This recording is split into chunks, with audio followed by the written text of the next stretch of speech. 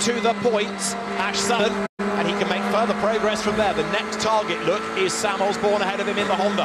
Yeah, a couple of extra places gained. He's got a run here on Osborne. Oh no, high speed off for Butcher and rolls over. Hopefully no one else hit it. Please, nobody else hits it. Safety car instantly deployed, so a huge off for Rory Butcher going into pits. And the Ford Focus in the road. I suspect it might even be a stopped race, but we'll see as the cars turn their way through Luffield. Ollie Jackson it is ahead of Tom Oliphant, but the race will be neutralised at the end of this lap. Rory's okay, which is the best news of the day. He's out of the car, but understandably a bit shaken after all of that. The medical team there instantly to look after him, but it's going to be clearing the car and clearing the wreckage off road and the debris off the road that is going to take the time. So we're under safety car conditions, and it is a Motorbest Ford leading the way. Andy Neat's car damaged early on, and Rory Butcher's car very badly damaged, and there with damage as well. Look, Bobby Thompson, the front of his Audi. Yeah, well, that was memories of Rob Collard's nasty accident here, wasn't it? Just look at the barrier damage there from Rory Butcher's incident. You're right about the Rob Collard roll. I was just looking at the front of Bobby Thompson's car. He would have been in that queue near to Rory Butcher, and the race is being stopped because it is going to take a while to remove that car and, of course, all the debris out of harm's way. So, red flag here at Silverstone, but Rory Butcher is okay, and that's very good news indeed. Yes, they build them tough in Scotland. They build them tough at Motorbase as well, because the car stood up to that huge impact very well. Now, let's try and piece it all together, and we saw mid-incident. How did it all start? Let's have a look. Out of ops. On board with Turkington. On board with Turkington. Butcher's got clearly past, that's Matt Neal, I think, isn't it? And then they just contact each other in the braking area. Yeah, it's Matt Neal. Yeah. They just come together in the braking area in the most unfortunate way, which turns Butcher around with virtually no braking done whatsoever. Look, he just hits the end of that barrier, corner on, rear corner on, and that flips the car over and back onto the track. Oh, cars going either side of him. And from another angle, this is what we'd picked up on Off He Flies, and hits the barrier right in front of one of the Marshall's posts. Again, the Marshall's doing a great, brave job. Have to duck out of the way. Bits fly, cars fly, debris flies, and everybody else a great job of avoiding further draft through the corner. And the checkered flag is being shown on our timing screen. The checkered flag is being shown on the time screen. Red flag on our graphic here, but the timing screen in the booth has a checkered flag on it. Okay, well, we'll wait and see, because only 22% of the race distance has been completed. But it might be that because the barrier is so badly damaged, it's going to take a very long time to repair that, and the clerk of the course may feel that there isn't the time left and the light available to restart it. We'll wait for confirmation. The timing screen is showing a checkered flag, and now everything has been wiped off the timing screen, and it's reset at 100%, so I fear the race is done. Yeah. This is on board with Sutton, further back in the pack, remember. He was running 15th behind Sam Osborne. At this point, he can't really see anything, but look ahead, and obviously the accident's taking place already as Sutton comes into view. Neal is spinning there, and then wait for it. Oh! Wow. All of a sudden, there's Butcher's car, so similar to Collard's accident, really. And the cars are doing 130 miles an hour, 135 miles an hour there. We were saying, of course, how lucky people were not to hit Rory Butcher. They also could have been wiped out by Matt Neal. Yes, very much so. Very scary moment all round. So, as I say, the checkered flag has been displayed. I fear this is all down to the barrier damage. You saw the punctured barrier, but now the cars are being lined up on the grid. So there's an element of confusion. As I say, the timing screen has displayed a checkered flag, although that could be to end part one. Yeah, I think there's going to be a restart day. The teams are going out in a fashion that suggests they're going to restart it. That barrier, I don't think, is going to be repaired here. Oh, yes, it is. Here comes the truck. I'll tell you what, that barrier will repair a lot quicker than Butcher's car. That was very, very heavily damaged. So if there is to be a restart, it will be a grid to be confirmed, and you'll take the result of part two. Here it is again. mentioned earlier the marshals and how they had to duck for cover. Just have a look at this very brave marshal who suddenly sees a car coming, and he has to, in a moment, make a run for it because there's an almighty clang in front of him, and just ducks down at the right moment because, boom, the marshal's post itself, look, he's knocked back a good few feet as the Ford just launches itself off the barrier. More energy is now flung away as it rolls, it twists, turns, but the internals of the car standing up very well to a huge impact. I mean, literally all four corners on that car smashed up, but well done the marshal. He'd have had a nasty shock there. Absolutely. Well, more news from Silverstone as to a potential restart in a few moments' time, and while that happens, let's go for a break.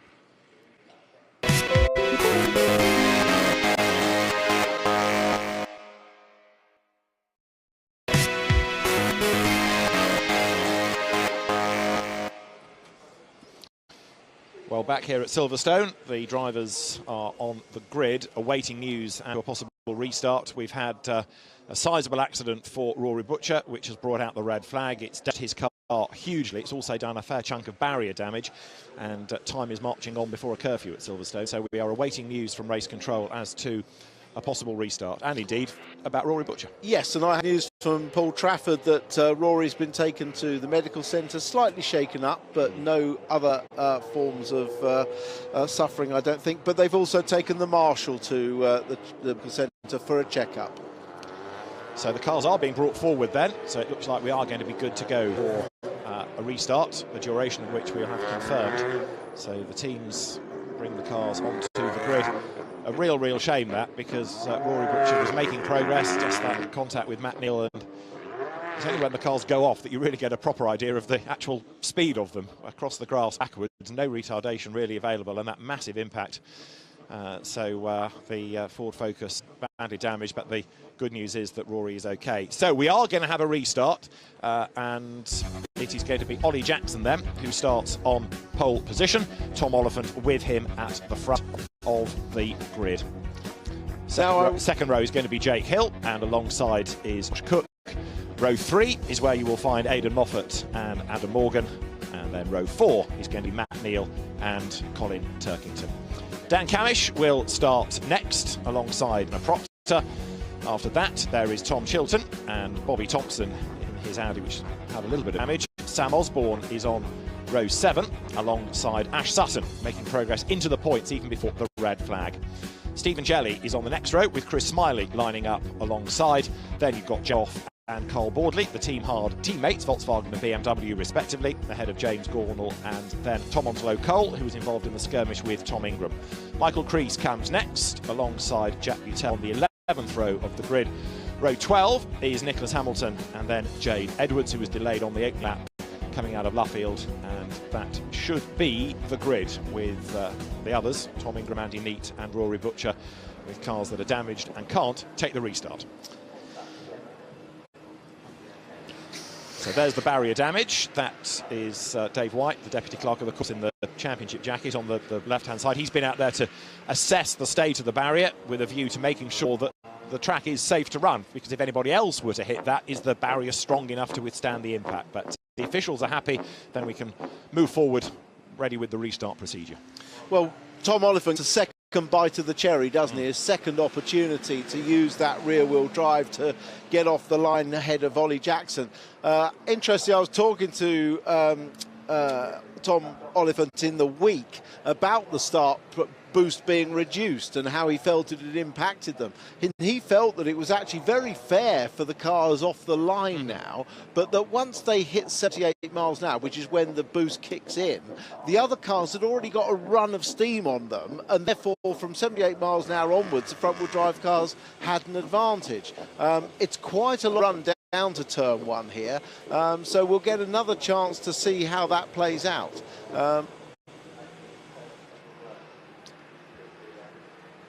Ash Sutton coming up to the grid, but there's quite a lot to dissect over the first few laps. Tom Ingram, the first casualty, Tim. Yeah, 3 cars abreast. We've seen this pinching action before. Neither car knows how many cars are on their left or the right, and he was the unfortunate one that got clipped and turned around. This was Jade Edwards and Andy Neate. I mean, Jade Edwards is already on the edge of the track, and you know, Andy Neate, I think, had already hit her in the corner and then moved over on her clumsily on the way out of the corner. This was her view. Jack Newtell is ahead, so you'll see Tom Ingram go stage left in a moment. Just listen, you'll feel the whack that she gets there. She got a whack there to push her wide, and then carried on leaning on her. Just carried leaning on her, and well, she couldn't go any further off the road. So they cross swords in race thus far, but Jade Edwards is there on the grid, ready for a possible restart, and we'll get to that as soon as possible. So the teams are on the grid. That's Ash's view. Of course, he's much, much further up the grid now. Yeah, this helps him, doesn't it? Doesn't help Ingram, obviously, but it helps Ash Sutton get closer to the front. So Ollie Jackson, a demon start first time around, and see what he can do on this second attempt at getting the race underway. Everybody now making their way into position. So Carl Baldwin's W is there, and there is Ollie Jackson on pole position now on the outside of the road. But it was a really good start and a really good effort, wasn't it, to keep Tom Oliphant at bay? Yeah, he was driving well under pressure, but we know Ollie Jackson can do that. You know, he's got plenty of experience. He's used to this car, and we know that he's good under pressure, Ollie Jackson. But had a long way to go in that race with a very fast car behind, and Oliphant did have that luxury of not having anyone close behind him. That won't happen now. He's lost that advantage. The gap that he had from second to third has gone. So there's the new back road grid, if you like. Jade Edwards slots into place, delayed of course in that first lap skirmish, and goes through the protocol that the team will instruct about settings and maps and everything for the start itself. They'll have, of course, another formation lap, but the drivers getting themselves ready to go again. Colin just working out where he wants the tape on the pit wall so that he can line up correctly, because obviously he's in a different position to where he was in the first start of this race. That's so he can make sure he lines up in his pit box. They have a piece of tape on the wall to measure themselves by. Yep, Thompson with the regulation gaffer tank tape, whatever you want to call it. Yeah. Repairs everything. Absolutely. Yes, we'd identified that, hadn't we? Start yeah. The Butch Jackson, Malcolm Swettenham there with the headset on, leaning through the gap in the pit wall, overseeing the application of the tape. Yeah, because he had a bonnet pin, looked like it was missing on the right-hand side, so that needs really well tying down to make sure it doesn't fly up during the race. So there is the new grid. Malcolm Swettenham has found his perfect role in life, hasn't he? Overseeing tape application here. Yes, yes, he has a degree in it, I think. Malcolm, whose time in the championship goes back to the early 1980s and the Tom Walkinshaw Racing Austin Rover days. And he has been there, done it, got most T-shirts going, and is a great asset to the paddock, great enthusiast. Spent a good few years in Australia running Dick Johnson Racing boards in V8 supercars. Right, Ollie Jackson then for Motorbase on pole position, and Tom Oliphant with him at the front of the grid. Second row, you've got Jake Hill and Josh Cook, but those two Hondas weren't really being able to make the progress needed to get back on the tail of the top two, were they? No, they weren't. The gap had already set itself up, and they were so busy fighting with themselves, they weren't catching the front two, were they? No. We'll have to wait and see what the race distance is now. We don't know at the moment. 12 laps. 12 laps, yes. Because we have had some deterioration that's been noticeable in the front-wheel drive cars on the front axle. Colin Turkington referred to it helping him in race 2. But obviously it's going to be a slightly shorter distance now, so that won't apply so much. On board with Nicholas Hamilton and his Rokit hard Volkswagen CC. And there the circuit needing to be swept, because obviously there was the debris on the road up at Beckett's, but gravel on the road coming out of Woodcote after the first lap dramas. So the marshals all volunteers, of course, all doing, as ever, a fantastic job getting the circuit safe to go racing at the end of a long weekend at Silverstone, which for certainly the first part of today was pretty arctic cold out there for them all. But as ever, the Great British Marshals respond in fine style, and they make the circuit safe ready for the second part of this 18th round of the championship, from which we will get the result. You don't add part 1 to part 2, it's just the result at the end of part 2. This 12-lapper that we're now going to have. So Ash Sutton, of course, as we say, already having worked his way up the grid, and there's possibly more to come. So there is Jade Edwards. Mentioned earlier on that her father, of course, raced in the British Touring Car Championship. Her grandfather raced in Formula 3, as well as, like her dad, being a mainstay of Renault one-make championships, the 5 Turbos and the Clio Cup for many, many seasons. So there's Colin Turkington then, the reigning champion, championship leader, going in this restarted 12-lap race. And 12 laps around here is going to be over very in a quick, twinkling, isn't it? Very frantic, yeah. Exactly. So if you thought it was dramatic to begin with, well, that was 22 laps. They've got much less time in which to sort themselves out. OK, we've got 3 fewer cars, but even so, we are good to go racing. And it's going to be another dramatic way to round out a weekend of Silverstone's action of touring car racing. Adam Morgan then starting in the Mercedes, 6th grid. He's had a good day. It's been good to see the Mercedes, one of the older cars, arguably now within the championship, still shape pace. Yeah, very much so, and obviously came off a good Thruxton as well. Yeah. So they've gone top of that car. I know they've worked hard over the winter, or they did work hard over the winter and the lockdown period to improve car. We've now got start delayed, apparently. So is that still to do with track clearance, or is there liquid being spilt by a car we hear a report of? So it might be that something's been identified on the grid. Oh dear, oh dear, oh dear. So that will be presumably another opportunity for the mechanics to come back onto the grid, because they'll have to fire up engines. So can we come back? Yes, says Peter Riches, the official there in the middle of the front of the championship's technical guru. So he says, yep, you can come back on. Yeah, I was looking to see if there were any TOCA personnel surrounding a car or a bonnet to go up or something, but I can't see where the problem is. Unless it was to finish clearing the circuit. Now he's saying 2 minutes. Get off the circuit. Yeah, the 1 minute board, you've got to clear the grid. So yeah, I think they were. I think they were just still clearing the track. Yeah. And obviously they need to get the tractor back out the way. He's going the wrong way around the circuit. You wouldn't want to find that as you went off on your warm-up lap. That is a fair point, yes.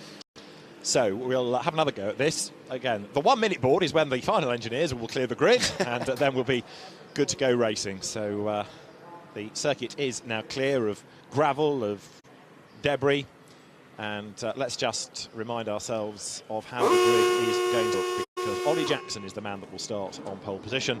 Tom Oliphant with him at the front of the grid, and it is going to be Jake Hill and Josh Cook on row 2.